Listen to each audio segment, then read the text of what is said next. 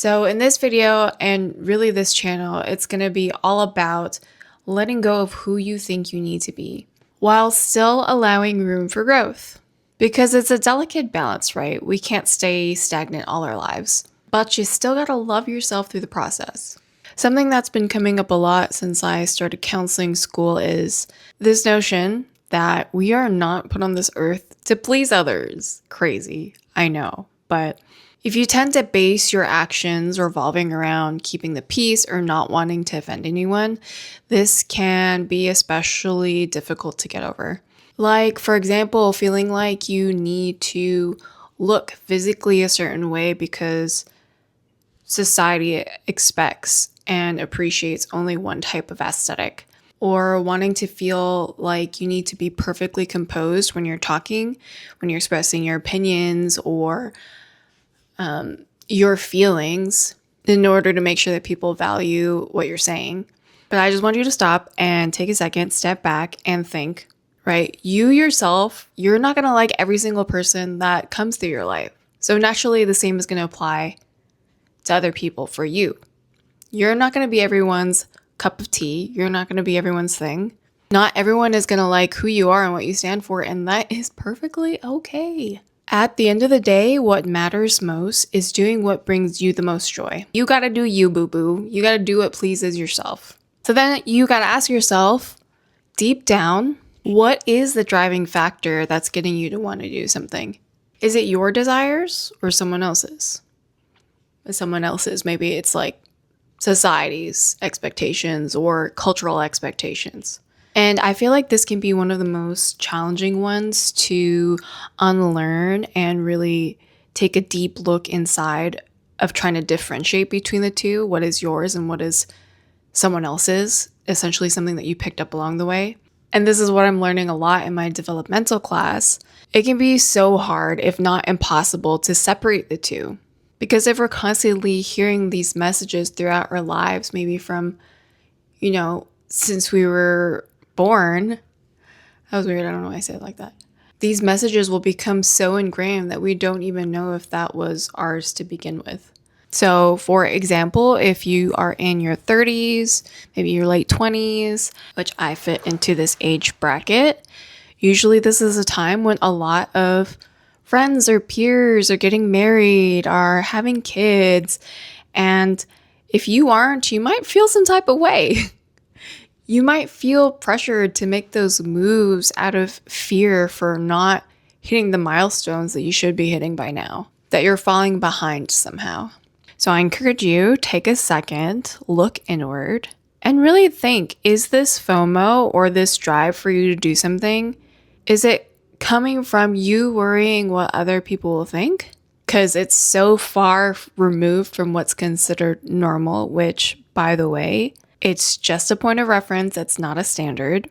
Maybe you can consider this as something low priority, maybe something to consider later and to prioritize what's really important to you instead. Which ties into my next point. If nature can have seasons, so can you. Okay, if you're feeling like you need to be productive all the time, if you constantly need to be working on that next project, that next ideal body that you want to have, improving your skills and all the different facets of your life, chasing that ideal you essentially. If you're constantly on, when are you giving yourself the time to rest and recoup? You don't have to do every single thing all the time. It's okay for you to focus on one thing.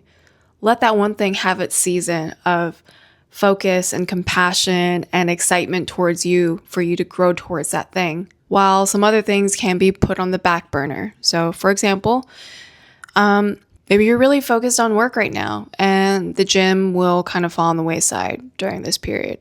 That's totally fine. The gym will always be there. You will always have time to work on that dream bod. Go get that thing that you want at work. Or, maybe you just need to rest and recover for a little while, just drop things because that's where you are with your mental state, and that's totally okay too. If you equate productivity to worth, you might think that you just you might think that you might think that you don't deserve that treat at the end of the day because you didn't work out hard enough. or you don't deserve to scroll or watch your favorite TV show or game because you didn't check everything off your to-do list.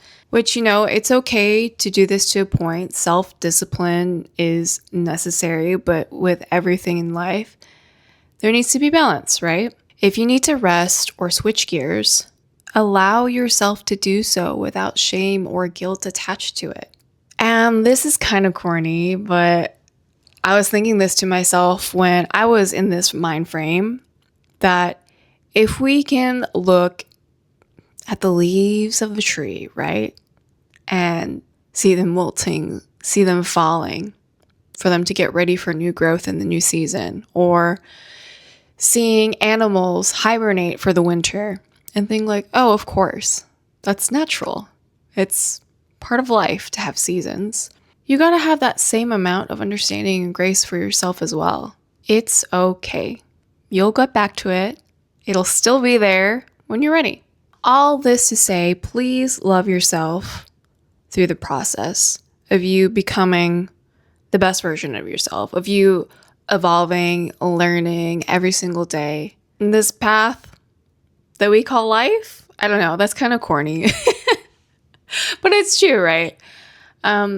This is something that I think we all can find to be a bit challenging, right? To love yourself, but not stay stagnant. To, on one end, know and accept yourself deeply, but on the other, allow yourself to change and to grow and to evolve. And if you found this video helpful, I'll go ahead and link another one either here or here. But you're doing great, okay? Give yourself more credit, and I'll see you in the next one.